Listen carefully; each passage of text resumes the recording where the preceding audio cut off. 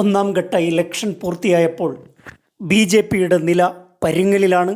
എല്ലാ സ്റ്റേറ്റുകളിൽ നിന്നും B J പിക്കും അവരുടെ ഇൻറ്റേർണൽ കമ്മിറ്റിക്കും ലഭിച്ചുകൊണ്ടിരിക്കുന്ന കണക്കുകൾ ഞെട്ടിപ്പിക്കുന്നതാണ്. ഗവൺമെൻറ്റിൻ്റെയും ബി ജെ പിയുടെയും നരേന്ദ്രമോദിയുടെയും താൽപ്പര്യവും അഭ്യർത്ഥനയും മാനിച്ച് പല സർവേകളും പുറത്ത് വിടുന്നില്ല എന്നതാണ് വാസ്തവം.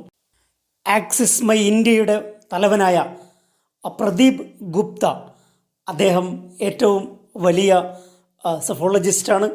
അദ്ദേഹത്തിൻ്റെ ഒരു ട്വീറ്റ് moneycontrol.com എന്ന് പറയുന്ന സോഷ്യൽ മീഡിയ പ്ലാറ്റ്ഫോമിൽ, ഡിജിറ്റൽ പ്ലാറ്റ്ഫോമിൽ വരികയുണ്ടായി. ഇന്ത്യയിലെ 13 സംസ്ഥാനങ്ങളിൽ ബി ജെ പി കിതക്കുകയാണ്. ബി ജെ പി വലിയ രീതിയിൽ സീറ്റുകൾ പ്രതീക്ഷിക്കുന്ന പല സംസ്ഥാനങ്ങളിലും അവരുടെ നില പരിതാപകരമാണ്. കടുത്ത മത്സരം അവരെ കാത്തിരിക്കുന്നു. ഇതാണ് അദ്ദേഹത്തിൻ്റെ ട്വീറ്റ്. അദ്ദേഹം അത് പിൻവലിക്കുകയും ഞങ്ങളുടെ സർവേ റിപ്പോർട്ടുകൾ ഇനി വരാനിരിക്കുന്നതേയുള്ളൂ. ഇലക്ഷൻ കമ്മീഷൻ്റെ നിർദ്ദേശപ്രകാരം ഞങ്ങളുടെ ആധികാരികമായ സർവേ റിപ്പോർട്ടുകൾ ഇലക്ഷൻ കഴിഞ്ഞതിന് ശേഷം മാത്രമേ പുറത്തുവിടുകയുള്ളൂ എന്ന് പറഞ്ഞ് ആ ട്വീറ്റ് പിൻവലിക്കുകയുണ്ടായി.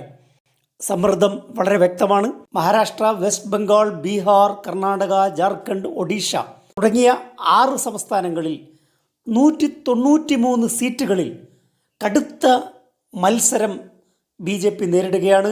കടുത്ത മത്സരം നേരിടുന്ന 193 സീറ്റുകൾ ഈ 6 സംസ്ഥാനങ്ങളിൽ ഉണ്ട്. ബി ജെ പി അധികാരത്തിൽ വരണമെങ്കിൽ 6 സംസ്ഥാനങ്ങളിൽ നിന്നും 225 സീറ്റുകൾ ലഭിച്ചാൽ മാത്രമേ ബി ജെ പിക്ക് 272 കടക്കാൻ സാധിക്കുകയുള്ളൂ. യു പിയിലെ മാത്രം വോട്ട് കൊണ്ട് ബി ജെ പിക്ക് കേവല ഭൂരിപക്ഷത്തിലേക്ക് പോകാൻ സാധിക്കുകയില്ല.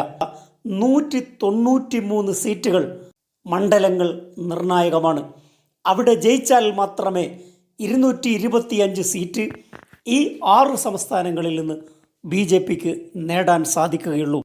പ്രദീപ് ഗുപ്തയുടെ ട്വീറ്റ് ഡിലീറ്റ് ചെയ്താലും അതിൽ യാഥാർത്ഥ്യമുണ്ട്. 13 സംസ്ഥാനങ്ങളിൽ ബി ജെ പിയുടെ നില പരുങ്ങലിലാണ്. 6 സംസ്ഥാനങ്ങളിൽ 193 സീറ്റുകളിൽ മണ്ഡലങ്ങളിൽ ബി ജെ പി വലിയ രീതിയിലുള്ള മത്സരം നേരിട്ടുകൊണ്ടിരിക്കുന്നു.